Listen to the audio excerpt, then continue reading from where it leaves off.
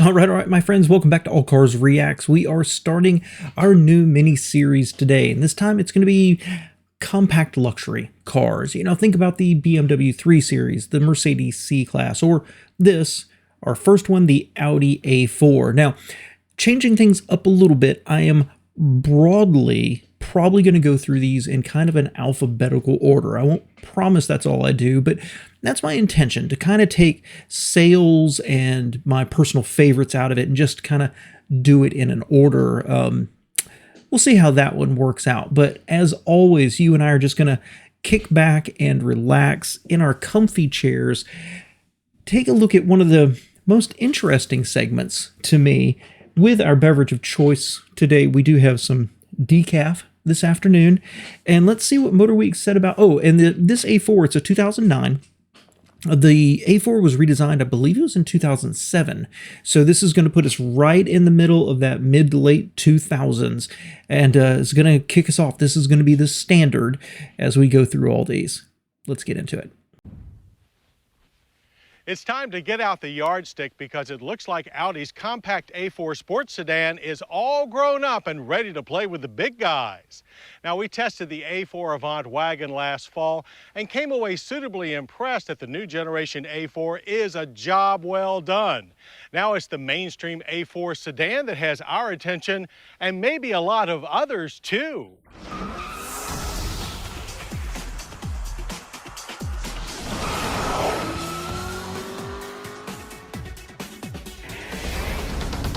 Like the Audi A4 Avant we tested last fall, the 2009 Audi A4 sedan is all new.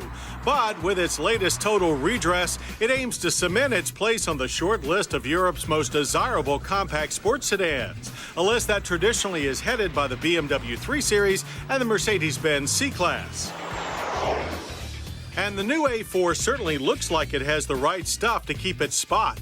With a stiff new modular chassis, the A4 is now longer, wider, and lower, riding on 6.6 inches of added wheelbase, the same stretch as the Avant. But with its three-box form, the A4 sedan wears the brand's aggressive design language far better than the wagon. The available bi-xenon headlamps are accented by stylish LED daytime running lamps inherited from the R8. And its taut profile is even more dynamic with the help of a trimmer front overhang and sweeping character line.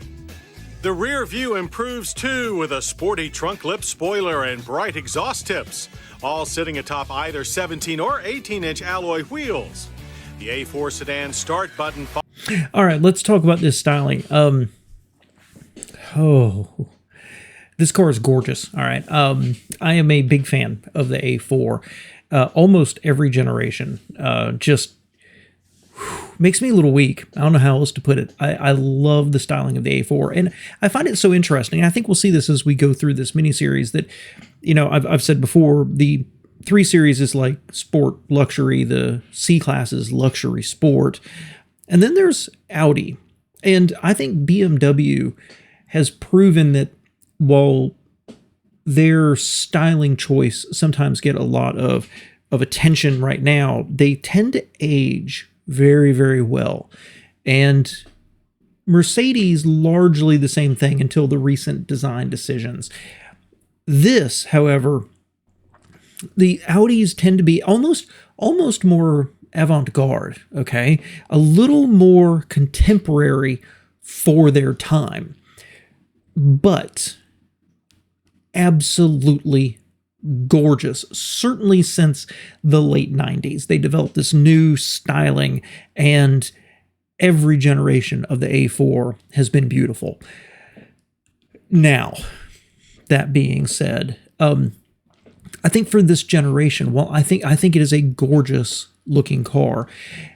I think the styling being so rounded, especially down the sides, it looks a little porky.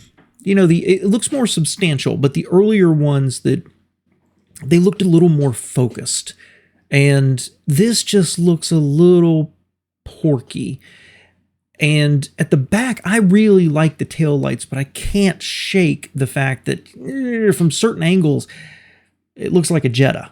which is, I think, where the Jetta got its design language from, was what is now an older Audi. You get what I'm saying there. So I love it, but I've got a couple of reservations. It just doesn't look quite as purposeful as it did before. And I have to say that look at this grille, look at these headlights, and try to remember back how much criticism Audi got when they went to these big grills that cut through the bumper line and went down low. They were massively criticized for the size of their schnoz. And now this looks so tame compared to what everybody else is doing. I'm looking at you, Lexus. This looks so reserved. And really, to me, it's Audi that led the charge on a whole new front design language for cars. Good looking car. Now, I do want to add, they said they made it lower. One of my complaints about Audi has always been that as gorgeous as their cars are and as enjoyable as they may be to drive, they sit really low. And I don't have the measurements to back it up, but they always feel like they sit lower than some of their contemporaries. I find it a little uncomfortable to get in and out of them, and it's one of my big knocks on them. Let's see what they say about the engines. And start button fires up one of two direct injected variable valve timing engines. Standard is an all-new 2-liter turbo 4, outputting 211 horsepower and a stout 258 pound-feet of torque. Our car came with the enhanced 3.2-liter V6 with 265 horsepower and 243 pound-feet of torque. Direct injection is the main reason for a roughly 10% greater efficiency over last year's powertrains. Government fuel economy ratings for the 3.2 V6 are 17 city, 26 highway on premium gas. We saw a predictable 22.7 miles per gallon in everyday driving. So I don't have a problem with VW, excuse me, oh wow, goodness me, Audi engines. I would like to say to those of you who are more of the mechanical mindedness, when Hyundai uses direct injection, I believe they're GDI engines, there's always criticism that comes up about them fouling. Does that affect all GDIs, all direct injections, like this Audi? Or was it just a Hyundai issue? I don't have a problem with these engines. It looks like good horsepower to me. It don't have much more to say about it, but the fuel economy that comes out of it, this is the first one we're doing in the miniseries, but it compares very favorably with the sport utilities. We were just looking at when this 6-cylinder makes, in almost every single case, quite a bit more power. So relatively efficient for the power you're getting, it feels like. And I don't have a problem with the engines. It's nice. The A4 sedan's energy impact score is a moderate 17.1 barrels of oil consumed per year, with a carbon footprint of 9.2 annual tons of CO2. A footprint of 4 is low and 16 is high. Gear changes come from a 6-speed manual gearbox for the 2.0 or a Tiptronic 6-speed automatic with dynamic shift program that's standard with the 3.2. The 2.0 comes in front-wheel or quattro all-wheel drive models. The 3.2 V6 is quattro only with a 40-60 torque rear bias in normal driving. A new option for the A4 is Audi Drive Select. It coordinates engine mapping, shift point steering, and suspension damping through driver-selected modes. With the throttle down, our 3.2 V6 dashed from 0 to 60 in 6.7 seconds and finished off the quarter mile in 15.1 seconds at 95 miles per hour. Pretty good, but actually a few ticks slower than the torquier 2.0 only A4 Avant. Still, the 3.2 V6 has a smoothness not found in the 2.0, and it sounds great too. Tiptronic shifts are a little soft but quick.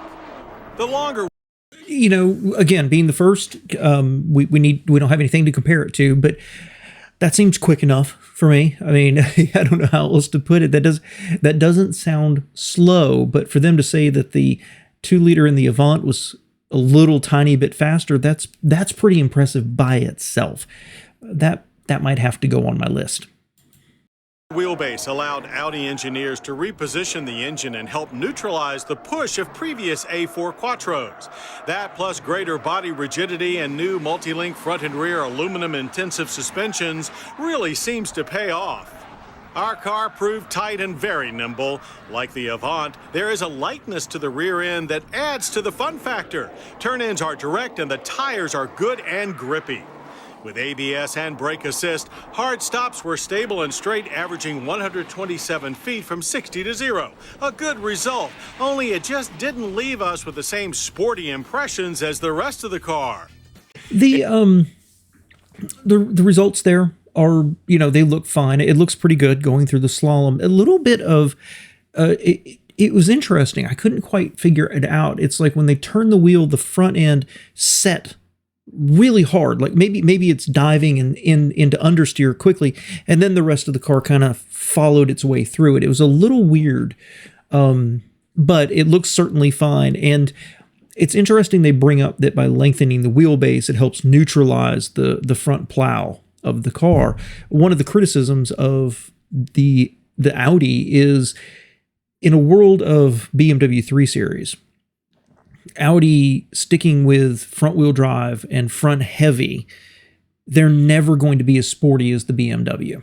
And they still want to play in that sports sedan market, but not be a direct competitor at the same time. And part of that is with their four-wheel drive system, with their all-wheel drive system. Interesting that lengthening the wheelbase, trying to help neutralize that, but they still... it's not as sporty, I don't think we'll see. Looks good to me, more than I would need, because I'm not going to go autocross this thing. But it lacked a certain crispness that I kind of expected for this generation. As for the braking, I'd like to say that I don't have a major problem with it. However, there was a whole bunch of SUVs, compact SUVs of 2009 that did it in like 125. So ever so slightly underwhelmed. This car is not cutting edge in terms of performance. Let's see the interior. Inside, the cabin is more spacious, airier, as well as more elegant than before, with finer details borrowed from the flagship A8. The driver's cockpit blends classic Audi gauges and common-sense controls with a large new central display. Our 3.2's perfectly shaped front heated seats came with memory for the driver. The A4's Prestige package brings extras such as 3-zone climate control and Bluetooth, while the optional voice-activated navigation adds on a driver information system and a rear-view camera. The standard Audi Symphony stereo can be upgraded to the A8's 505-watt Bang & Olufsen sound system. And occupant safety comes from 6 standard airbags, plus technologies such as blind spot warning. The expanded dimensions added badly needed legroom to the 3-person rear seat. A 60-40 split fold feature makes carrying large items easier. The trunk itself includes a reversible cargo floor and opens up to a very usable 34 cubic feet with the seats down. You notice they didn't give the cargo space with the seats up. And I don't know if you noticed or not, they actually have goosenecks on the trunk lid. They just are hiding them behind coverings. Foregoing the more complex multi-link with little shocks. Interesting choice. We'll see if the other cars have that as well, but that strikes me as a little bit of cost savings. But the trunk looks huge. It looks big enough. Them saying that the lengthened wheelbase gives a larger back seat. That's true. But isn't that also called the A6? Up front, I think this is gorgeous. I really do. I have loved many Audi interiors. And I think this one is really, really good looking. As always, I can nitpick a few things, but largely the color and the texturation of the plastics and the seats and the open airiness of it. And I love the idea that the gauges and that piece flow to either side under this huge eyebrow right there. I think it's gorgeous. I really, really do. Now, my nitpicks would be this aluminum or aluminized plastic they've got around the gauges and around that infotainment. That's a little chintzy. And the wood or fake wood that they're using, I don't like it so blonde. It looks very, very banana to me. But those are nitpicky little things that might be taken care of with a different interior package. Other than that, I have no major issues with this. I guess maybe right here under the events, maybe that's a few too many buttons, and I would like to see some knobs. But I'm really stretching for something here. I think this is a gorgeous interior. It's down. Competitively priced with the 3 Series and the C-Class, base sticker for the A4 2.0 is $33,525, while the A4 3.2 begins at $40,825.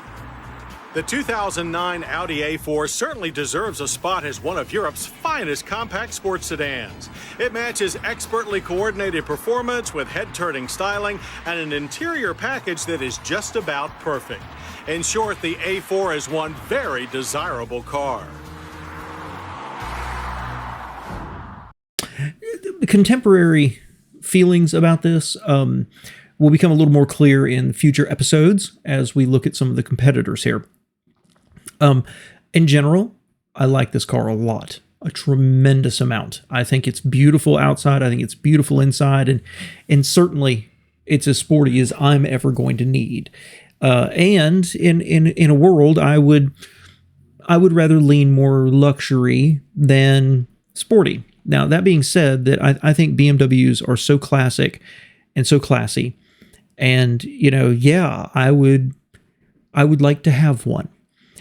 But when it really comes down to it, if I really put myself in that place, I'd rather have the Mercedes most of the time. I think that is, if you're buying this kind of car, not only for the luxury and the style, but also the car is saying something about you, right? Your choices. And I think the Mercedes says more of what I would want. But these Audis have a certain classicness to them. It's hard for me to really nail it down. Again, although they're thoroughly modern and often setting the standard for where style should be going, they also give that sense to me of 1930s, 1940s Art Deco, just classic beauty.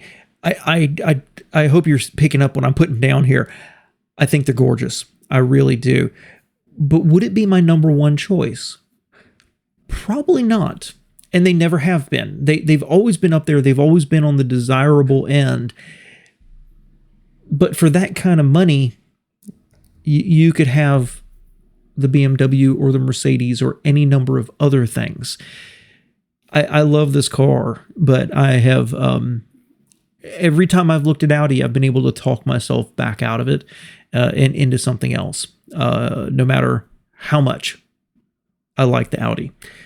So it's going to be interesting to see how this stands up relative to 9 other, is what I'm planning right now, of its biggest competitors. Thanks so much for being here. Please let me know your thoughts below. But thanks for spending just a few minutes with me here today.